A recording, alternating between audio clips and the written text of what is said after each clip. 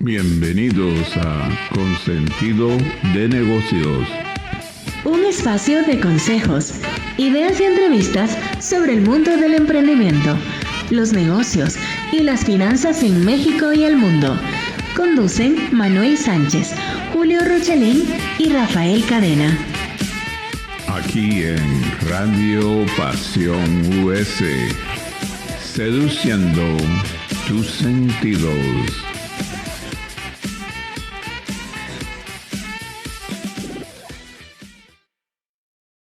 Buenas noches amigos, bienvenidos a su programa Consentido de Negocios, un espacio de consejos, ideas y entrevistas sobre el mundo del emprendimiento, los negocios y las finanzas en México y el mundo.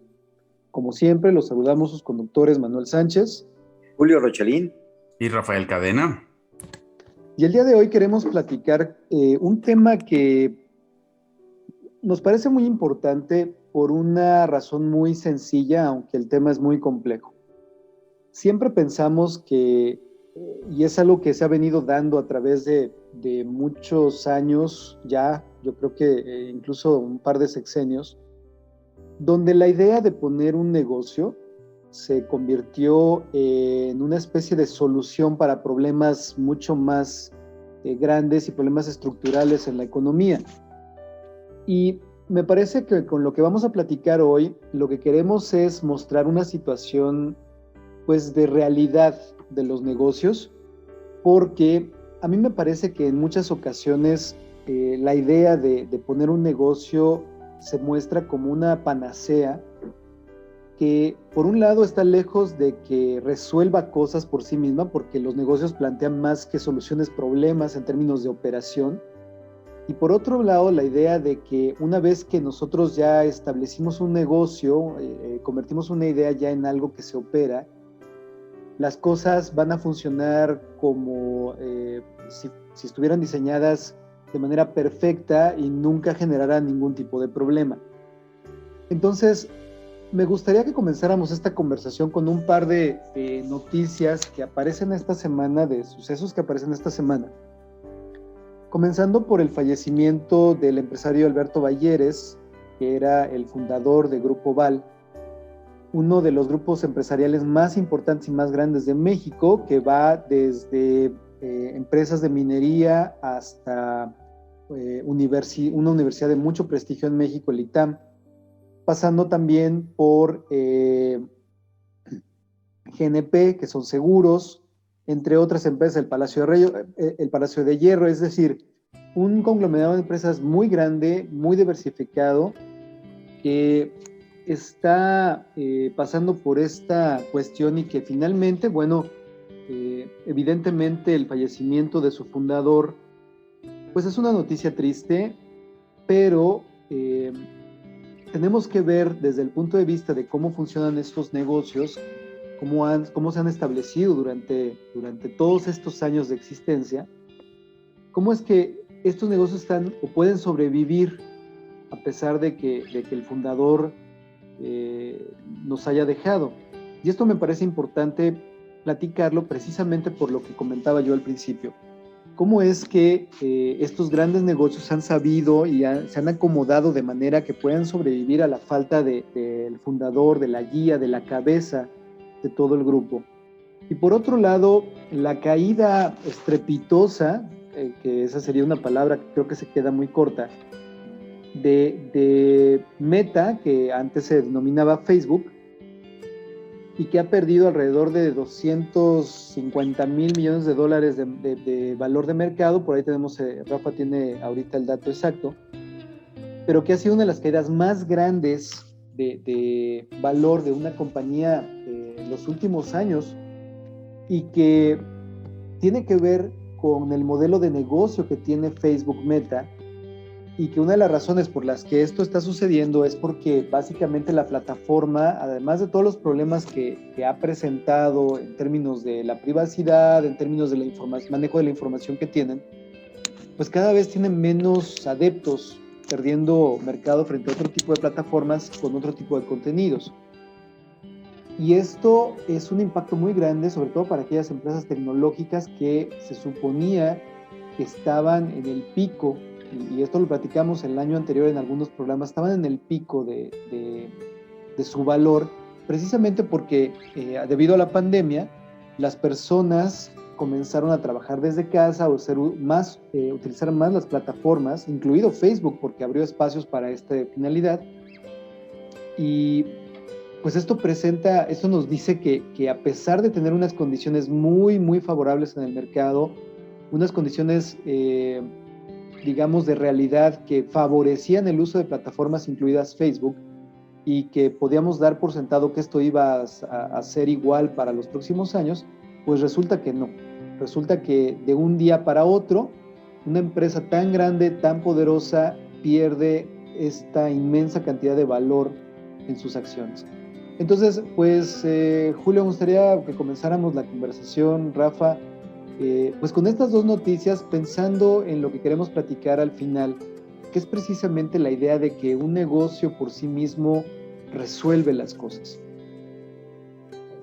Muy buenas noches a todos, qué gusto tenerlos nuevamente aquí. Como bien decías, Manuel, pues qué temas tan interesantes el día de hoy, que es importante que nuestro auditorio, que nos está escuchando en otras partes del mundo y la gente que nos escucha aquí en México, pues entendamos que estamos en un mundo globalizado, ¿no? Donde todos estos fenómenos, todas estas situaciones económico-financieras en las diferentes organizaciones, no nada más en México, sino en América Latina, en el mundo, pues afectan directamente a los mercados, a las economías locales, ¿no? Hablábamos ahorita del primer tema, que es la muerte de don Alberto Balleres, a sus 90 años de edad, siendo el presidente del Consejo de Administración de Grupo Bal hasta el año pasado, donde hizo entrega a su hijo Alejandro Baller. Un conglomerado empresarial, el tercer conglomerado empresarial más grande de México, más de 12,000 millones de dólares. Un conglomerado con una serie de empresas, como lo comentábamos antes de iniciar el programa, que muchas de ellas tienen más de 200 años, ¿no?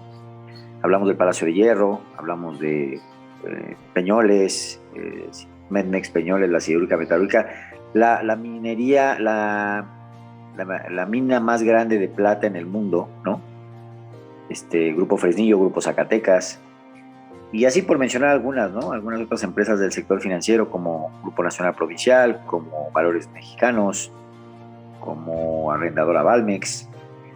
Estas empresas que a lo largo del tiempo, ¿no?, pues han subsistido a etapas y ciclos y a situaciones en términos geopolíticos, que pues es importante analizar, porque lo decías muy bien al principio del programa, ¿no? O sea, ¿cuántos de los que emprendemos un negocio no estamos pensando pues que este negocio me va a sacar de pobre, va a ayudar a cambiar la vida en términos financieros, la estabilidad financiera de mi familia, de mi entorno, voy a poder tener una vida pues bastante holgada, voy a poder tener acceso a ciertas cosas, en términos económicos a ciertas situaciones de privilegio, etcétera, etcétera? Y no necesariamente les tengo una estadística, o sea, tan solo el 3% de los negocios de las empresas en México se consideran grandes empresas, ¿no? Con más de 1,000 empleados, que son muy pocas. Si lo ven en términos de porcentaje, pues son la minoría, ¿no? Y de ese 3%, el 50% de estas empresas son transnacionales. No todas son de grupos mexicanos, ¿no? Habla de la inversión extranjera, empresas de marcas globales, internacionales, etcétera. ¿Y por qué lo comento así? Porque a veces nos vamos con la idea errónea de que el hecho de poner un negocio, tener tu empresa, tu comercio, desarrollar una idea, emprender un proyecto, pues va a cambiar tu vida, ¿no? Y la historia de don Alberto es algo bien interesante, porque pues es el socio fundador del Grupo Bal, pero pues la historia inicia desde el papá. Estamos hablando de hace más de 150 años, ¿no? O sea, donde don Raúl Baller pues trabajaba para los ingleses en las minas, ¿no? Y de ahí empiezan un negocio, y lo mismo seguramente pasó con gente como pues a lo mejor no sé si el mejor ejemplo sea pues ni Can González ni Carlos Slim, que ellos son generaciones mucho más hacia acá, pero ¿cuántas empresas de las que vemos en esta época pues son de creación del siglo XIX, ¿no? Del siglo XX, perdón. O sea, tienen menos de 50 años. Y yo creo que este efecto no solo lo vemos en México, yo creo que en Estados Unidos y en otros países está pasando lo mismo. O sea, hay un estudio que estábamos revisando la otra vez, hace poco, y decía que de los 10 primeros hombres más ricos del mundo, pues 7 de ellos no existían hace 50 años, ¿no? Hace 40 años. Y eso pues nos habla de que esto es un mundo cambiante, o sea, no estaban Jeff Bezos, no estaba Mark Zuckerberg, no estaban, pues algunos de ellos, ¿no? No existían dentro del top 10. Algunos de ellos ni siquiera habían nacido. Y hoy lo que está pasando es algo que llama mucho la atención, o sea, hay empresas, bueno, la historia de Sam Walton, ¿no? Que también es interesante para todos los que nos están escuchando, que de ser el hombre más rico de Estados Unidos, pues hoy no está dentro de los 10 primeros, ¿no? O de Warren Buffett, o de muchas historias como las que hoy conocemos. Nos dejamos llevar mucho por la inspiración y por el sentido creativo de desarrollar una idea que sea de consumo, de necesidad para el mercado o los diferentes mercados en una sociedad.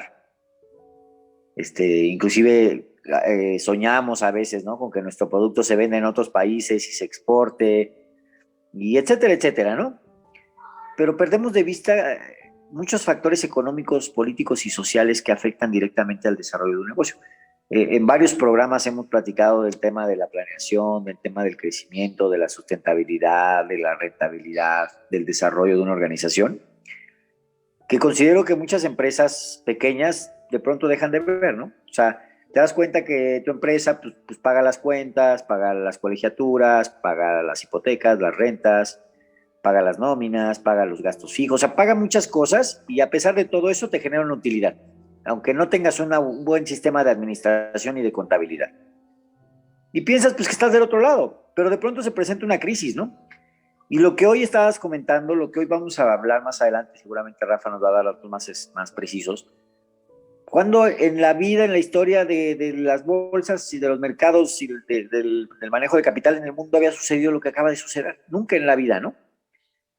Y es un fenómeno histórico, pero que debe de dejar un precedente para que consideremos las personas que estamos desarrollando un negocio, una empresa, pues que tenemos que considerar factores que, pues lo que representa la caída de casi 250 mil millones de dólares, que pues hay gente que no alcanzamos a contar, creo, ni los ceros de esa cantidad, contra lo que podemos perder a veces en un negocio pequeño que dices, híjole, perdí 250 mil pesos, ¿no? ¿Qué tanto afecta a las utilidades de tu negocio eso, ¿no? O sea, ¿qué tanto estás preparado para una situación así? ¿Qué tanto tienes tú de la idea del manejo de tu negocio, de tu mercado? Sobre todo en temas que me llaman mucho la atención en la actualidad, que tienen que ver con tecnología, ¿no? Hoy todo se mueve a través de la tecnología y si no estás preparado y desarrollas una empresa en ese sector, pues no va a ser un sector fácil, ¿no? Un sector muy cambiante y más con todo lo que está pasando. Seguramente hablaremos un poco del tema energético, que también es todo un tema a nivel mundial, no nada más en México, que son cosas que debemos de como empresarios, como emprendedores, conocer, ¿no? Que a veces suenan complejas, ¿no? Y que nos obligan a tener que ir a las noticias y a los libros y estudiar, pero hoy sí o sí lo tienes que hacer, ¿no?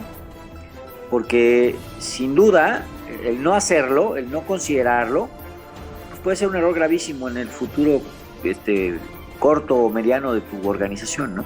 Que puede inclusive impactar de manera tan drástica o severa y llegar al cierre de tu empresa, de tu organización, ¿no? Fíjate que aquí hay unas cuestiones interesantes y que vamos a comentar en la siguiente parte del programa. Primero, también hace unas semanas leía un artículo donde hablaban precisamente de que pues, los hombres más ricos del mundo en este momento estaban en los negocios más innovadores, ¿no? Negocios relacionados con tecnología. Bueno, ahí está Elon Musk tratando de llegar a Marte, Jeff Bezos en Amazon, Zuckerberg con Meta, Facebook y demás.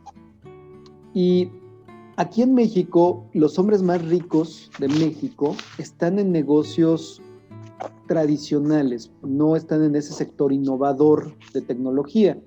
Estamos ahorita hablando, por ejemplo, de Bayer, del grupo Val, que está en estos negocios de retail, de minería, educación.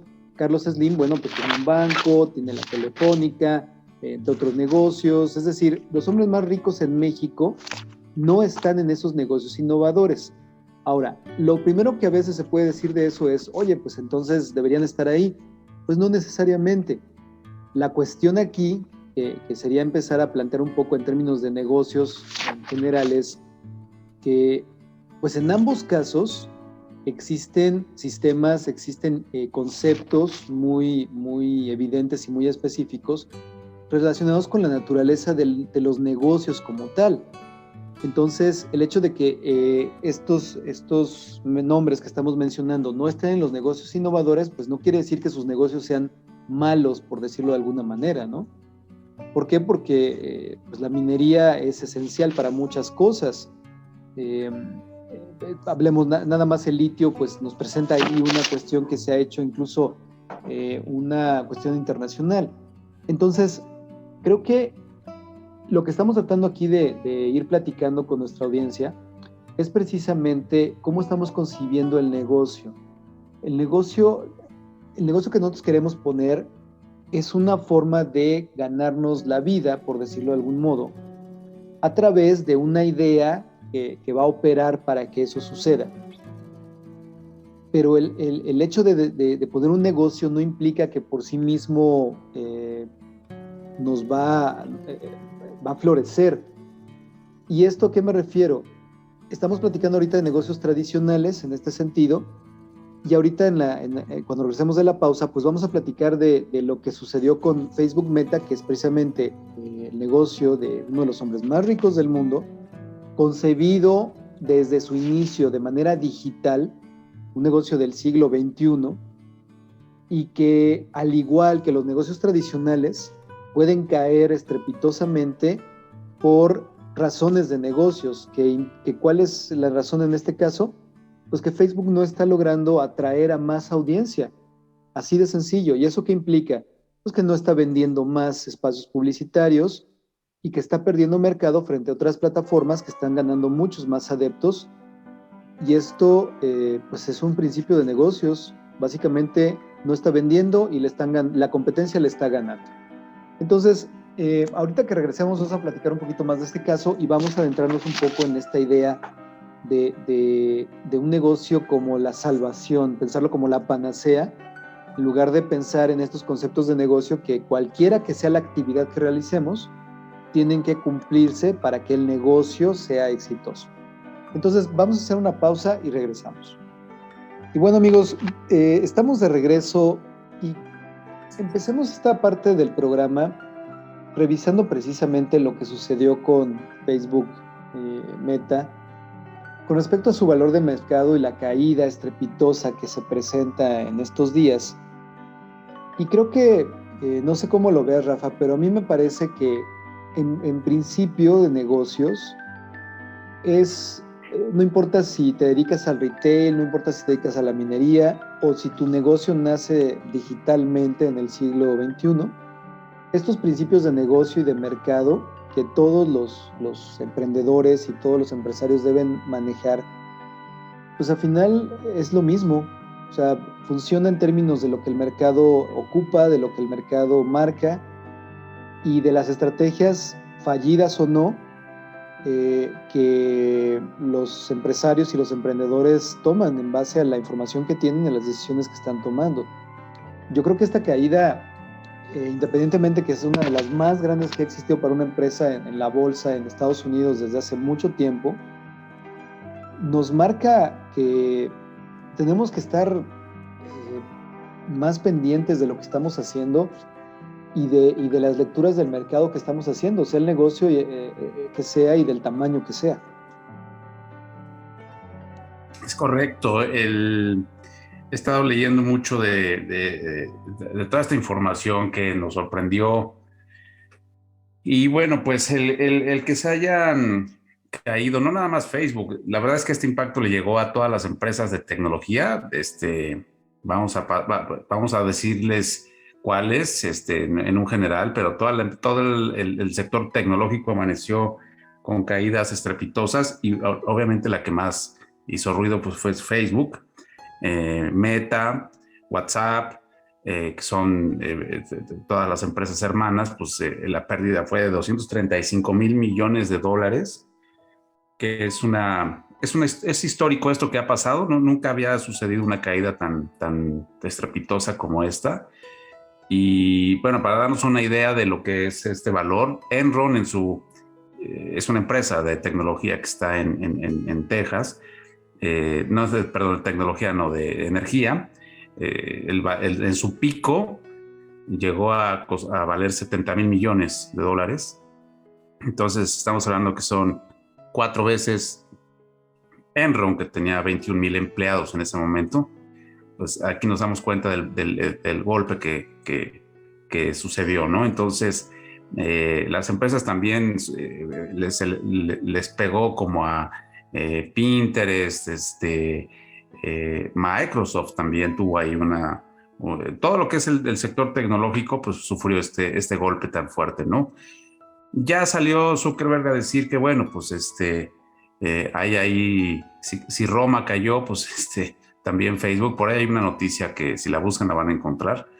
Y bueno, pero más allá de todo esto, lo que nos está diciendo esta noticia es que todos los negocios tienen cierto riesgo, y hay riesgos de mercado, riesgos crediticios, riesgos económicos que les pueden afectar a toda la gente que emprende o que ya está establecida en un negocio.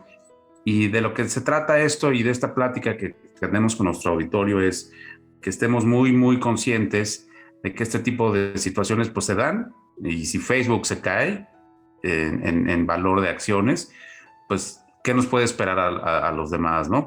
Y quizá no se trate de una caída por una tecnología nueva que está llegando, quizá no se trate de una caída por un mal servicio, por un fraude, este tipo de caídas pues se dan por los mercados, donde se mueve un mercado de un lado y le empieza a afectar a otro, pues ahí es donde está la caída. Y esto pues viéndolo macroeconómicamente, pero si lo vemos en una microeconomía como es la de México, pues todos los que tenemos algún negocio o prestamos algún servicio a cambio de un bien económico, pues sí, es un intercambio económico, pues tenemos la susceptibilidad de perder en algún momento.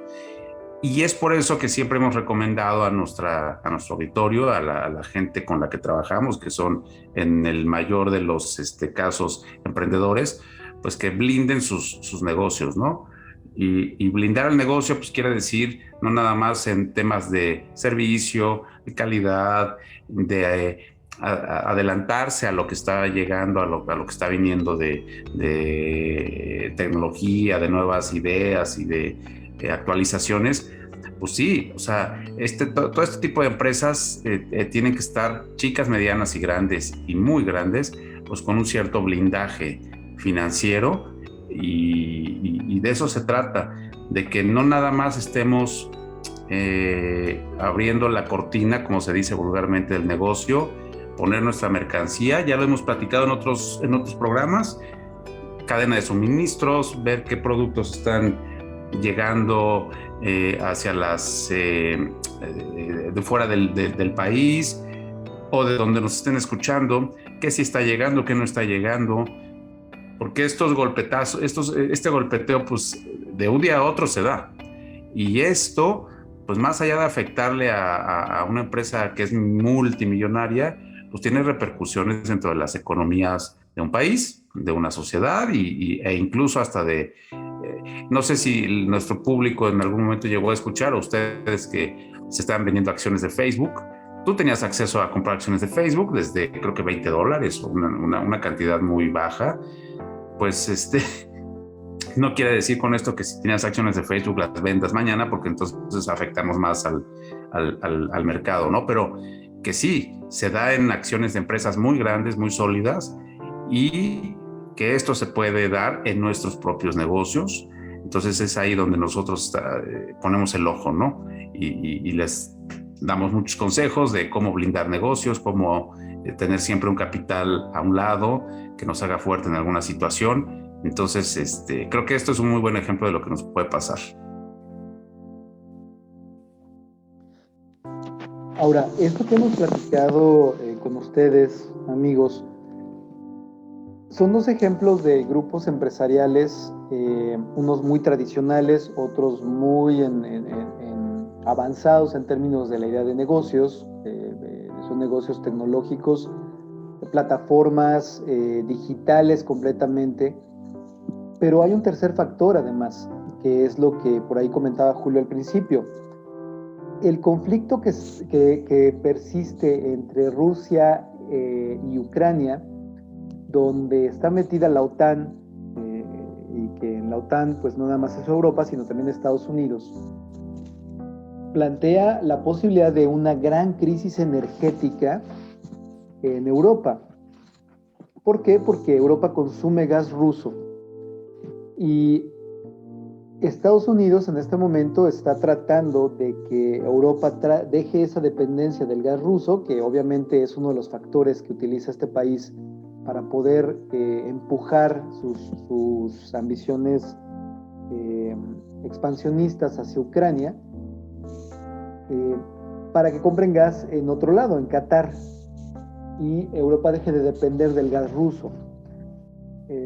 Esta situación es muy compleja en términos geopolíticos, y en este momento imaginemos a un empresario, un pequeño empresario en Francia o en Bélgica, con la perspectiva de que si tiene un pequeño restaurante donde sirve desayunos, pues ya no tenga manera de cómo calentarlos, de cómo cocinar, simplemente porque no tendrá gas, no tendrá energía. Entrará en un momento en el que probablemente, si el conflicto avanza, pues Rusia pudiera llegar a cortar el gas hacia Europa, que es un escenario que puede muy bien darse. Aquí la cuestión precisamente es esa. Tenemos lo que los negocios en sí mismos representan, como el Grupo Val o Facebook, pero también las condiciones que están dándose y que evidentemente para un microempresario pueden ser desastrosas y no tener nada que ver ni ninguna manera de interferir en una situación de conflicto geopolítico donde finalmente se verá sumamente afectado. Entonces, me parece que esa tercera condición siempre está ahí y es, entonces ya estamos hablando de, digamos, lo que implica el negocio intrínsecamente y lo que está sucediendo afuera y cómo conectarlo al momento de tomar decisiones. No sé cómo vean esta parte, porque a final de cuentas estos son ejemplos reales, no estamos nosotros aquí inventando cosas, ni estamos teorizando realmente sobre temas abstractos. Son cuestiones muy concretas. Estamos hablando de cómo un grupo tradicional, un grupo empresarial en México muy tradicional, con mercados y nichos muy establecidos, está avanzando a través de estrategias adecuadas para poder hacer una sucesión. Una empresa tecnológica que tenía todo a favor y que de repente se está cayendo estrepitosamente, y una situación geopolítica que a final de cuentas va a afectar directamente la vida de las personas y por ende también la vida de sus propios negocios. Sí, pues como mencionábamos hace un momento, Manuel, pues es que todo está ligado, ¿no?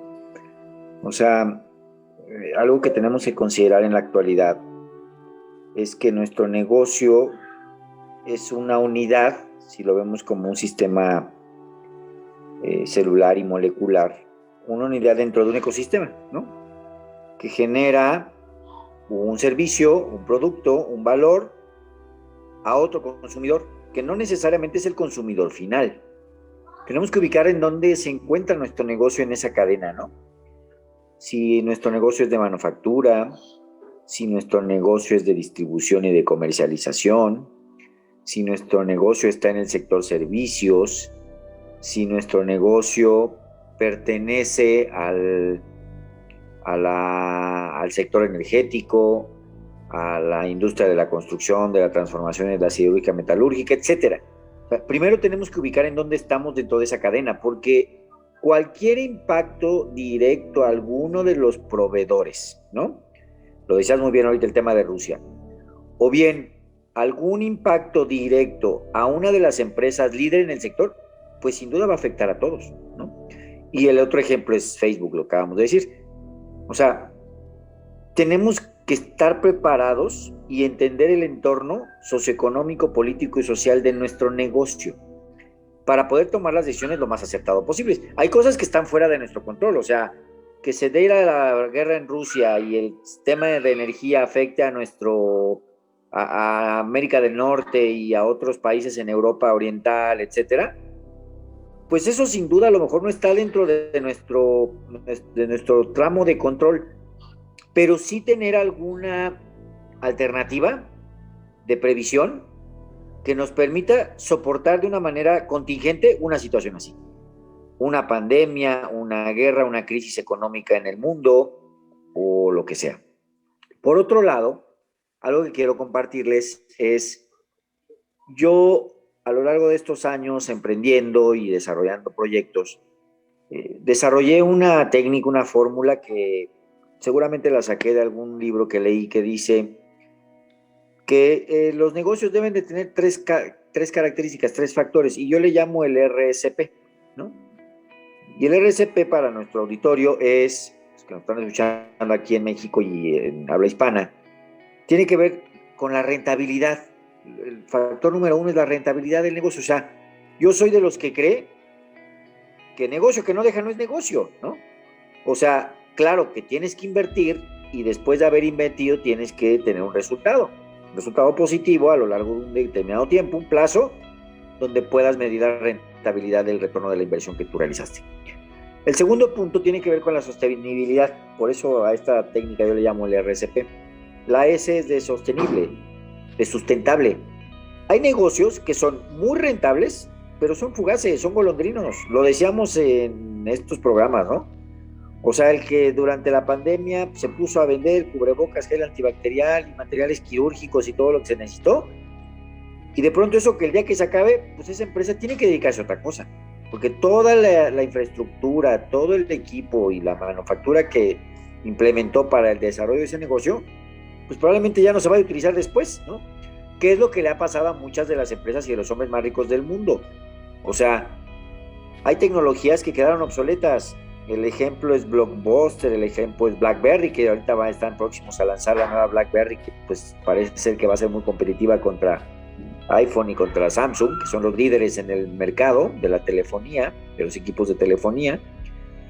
Pero el ser sustentable es que en el tiempo tú vayas creando estrategias que te permitan crecer de manera vertical, crecer de manera horizontal, adquirir nuevos negocios, implementar nuevos productos y servicios, desarrollar nuevos productos y servicios, etcétera, ¿no? Para mí eso habla de la sustentabilidad, de que un negocio, y un buen ejemplo, por todo lo que acaba de suceder y que lo tenemos muy recientes, los negocios de los Bayeres, ¿no? Hay negocios que tienen 200 años en el Grupo Val, ¿no? Pues que sean sustentables, que se mantengan en el tiempo, que sean sólidos. Y la P es que sean productivos.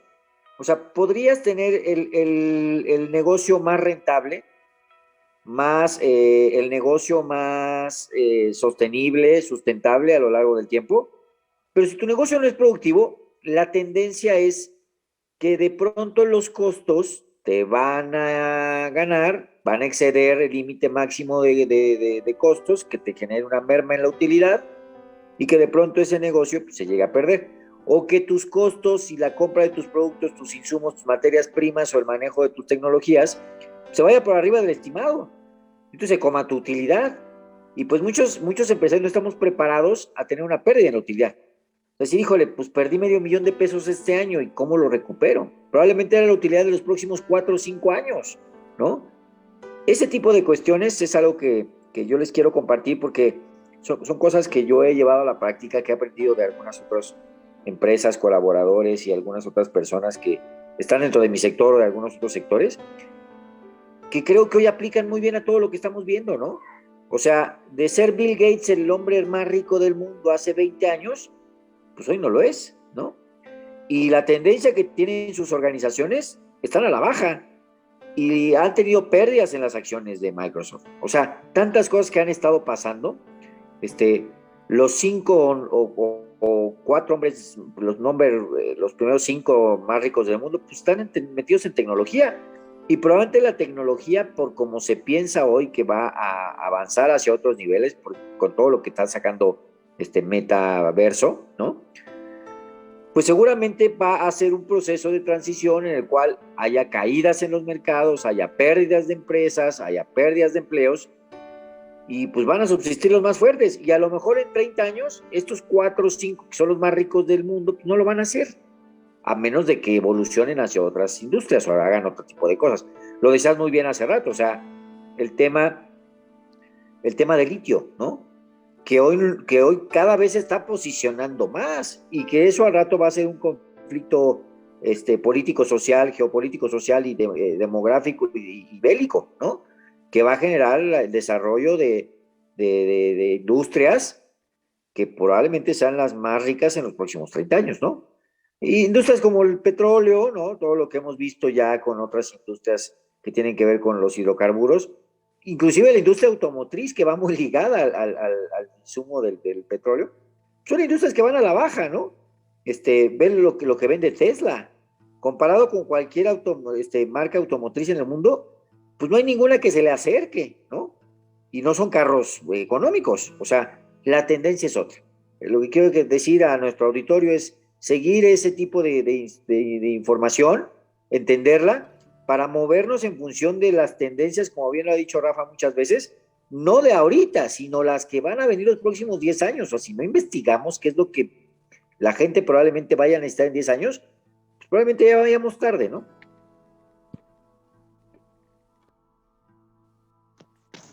Hay una cuestión aquí muy importante que nosotros hemos platicado en el programa, hemos platicado entre nosotros, y de hecho fue una de las presentaciones iniciales cuando Radio Pasión nos invitó a participar y a crear un programa, que fue con nuestra compañera Lluvia Tahuilán. Y yo platicaba un poco acerca de algo que a final de cuentas trabajamos como consultores cuando platicamos y trabajamos cerca con emprendedores y empresas. Esta idea de que sí, efectivamente todo está conectado.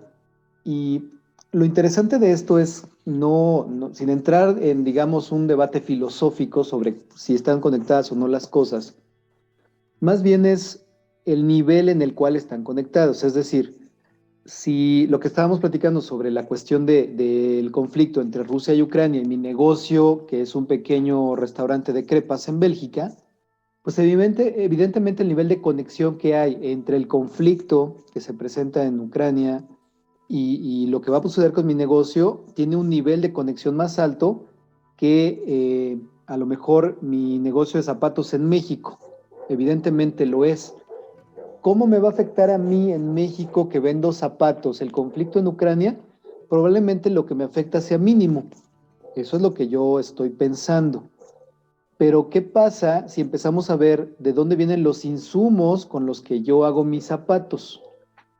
Entonces ahí empieza la cuestión. ¿Por qué? Porque a lo mejor si yo estoy comprando insumos en China o estoy comprando insumos específicos que se producen en alguna parte de Europa, ¿qué va a pasar si esa planta en Europa no puede seguir produciendo los insumos con los que yo hago mis zapatos en México? Entonces, ahí es donde se empieza a ver cuál es el nivel de conexión entre las cosas, y de esa manera puedo entender cuál es la red que yo en aquel momento les comentaba a nuestra audiencia. El pensamiento en red es precisamente ver cuáles son las conexiones y hasta qué momento, a lo mejor hay conexiones que no voy a poder ver, están muy ocultas, que son de un nivel muy bajito como para que podamos entenderlas en ese momento, pero ahí están, ahí existen. Entonces, lo que nosotros les planteamos a los emprendedores, a los empresarios es, necesitamos aprender a pensar de esa manera, a pensar en red. ¿Qué está pasando? O sea, ¿qué pasa alrededor mío? Y tiene que ver un poco precisamente con lo que mencionas, Julio, sobre estos negocios golondrinos. Es decir, ok, yo voy a, en este momento, por necesidad, por mi situación laboral, porque yo hago negocios de todo, me pongo a vender cubrebocas y me fue muy bien. Pero en ese momento, ¿cuántas personas pensaron lo mismo y se pusieron a vender cubrebocas? De manera que el mercado, pues llega un momento en que el grado de saturación del mercado lo que hace es que el precio, pues evidentemente va a bajar. Eso implica que vas a ganar menos. Y además que van a entrar otros competidores mucho más fuertes que tú y con la capacidad de vender el doble o el triple que tú tienes porque pueden mover logísticamente más mercancía. ¿Qué vas a hacer en ese momento? Si tú decides quedarte en el negocio de los cubrebocas del puesto en la calle, bueno, tendrás solamente podrás llegar únicamente a cierto nivel de utilidad y un cierto nivel de crecimiento. Si lo que quieres es seguir ahí, pero crecer, tendrás que ocupar y evolucionar con ciertas estrategias para que entonces en ese mismo nicho, en ese mismo mercado puedas crecer. De otro modo, no es posible porque el mismo mercado te va a masticar y te va a escupir. Yo creo, Rafa, que aquí tratando de apoyar a toda nuestra audiencia y a las personas que escuchan y que tienen negocios o que tienen la idea de poner un negocio, me parece que esta idea de tratar de ver cómo lograr el máximo, digamos, de vista en esa red que nuestro negocio tiene y que Julio lo llamó ecosistema, que es la palabra que nosotros ocupamos. ¿De qué manera podemos ver cuál es el ecosistema de nuestro negocio? Investigar, platicar con más personas dentro de nuestro círculo, hacer mayores relaciones. ¿De qué manera pueden nuestros radioescuchas entender y además practicar la idea del ecosistema? ¿Cuál es el ecosistema de nuestro negocio? ¿A qué ecosistema pertenece? ¿Cómo estoy conectado con otros posibles competidores o con posibles alianzas? ¿De qué manera puede nuestra audiencia hacer esto? ¿Cómo lo verías tú? Sí, mira, yo vengo de una generación donde el método o el medio de conexión con tu industria y con industrias similares a las tuyas, pues eran las cámaras de comercio. Yo creo que todo el mundo, la gente que estamos en México ha escuchado hablar de las cámaras y hay asociaciones.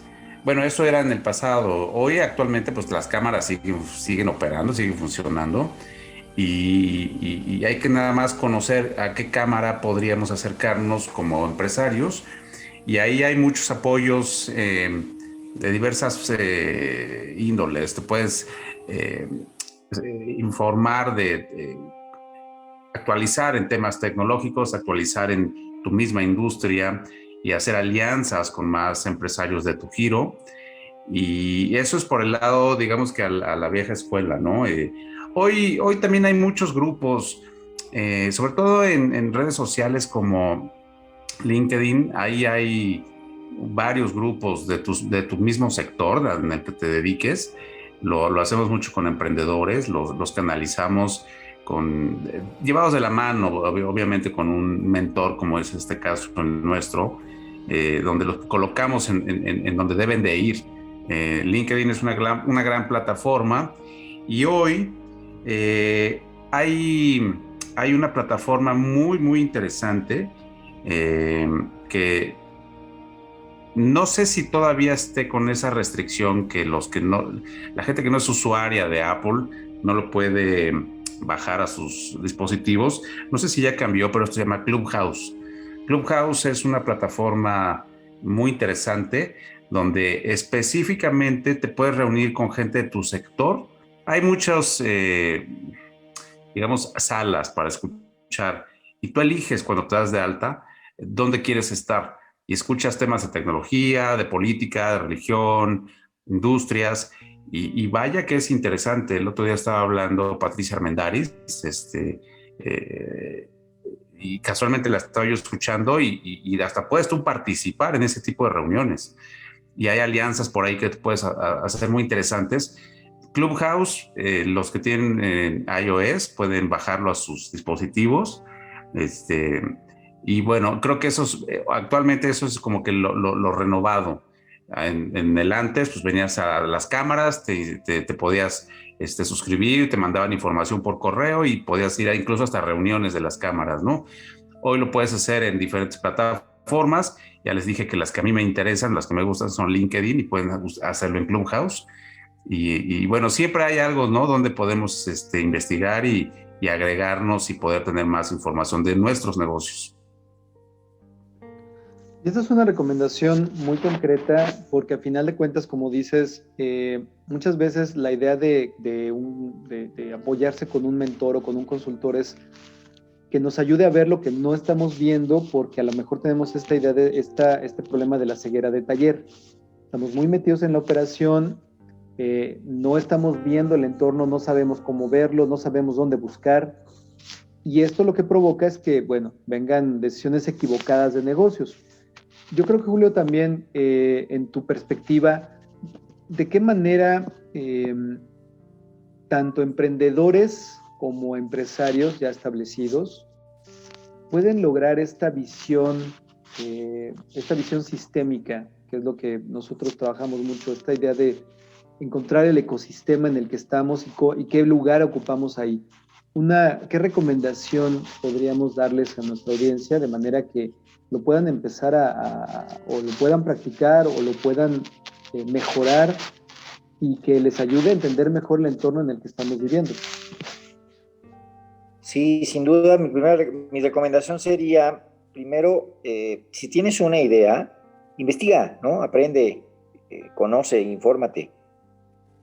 Para eso, pues, estamos a sus órdenes. La verdad es que creo que les podemos ayudar a todas las personas que estén pensando poner un negocio, invertir dinero, tomar una decisión en términos económicos y financieros, ¿no? La segunda es, ya que lo investigaste, analízalo, haz un plan de negocios. O sea, en ese plan de negocios tienes que tener la evolución del dinero, de la inversión, del capital, del tiempo, del esfuerzo que vas a invertir en ese tiempo y de cómo va a regresar, cómo te va a generar utilidades.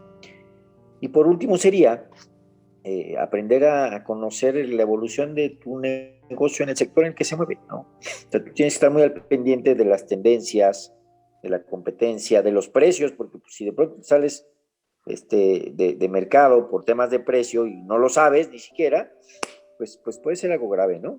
Entonces son como las 3 recomendaciones que yo les haría a nuestro auditorio, siempre con la idea de que no tengan miedo de emprender, pero hagámoslo de manera adecuada, ¿no?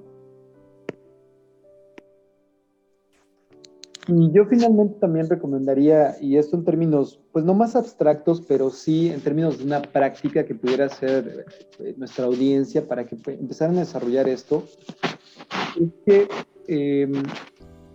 hagan un ejercicio en el cual conecten sus proveedores con sus clientes. Es decir, ustedes deberían estar en el punto medio. Ustedes reciben una mercancía, o un bien, una materia prima, ustedes la procesan y se la entregan a un cliente.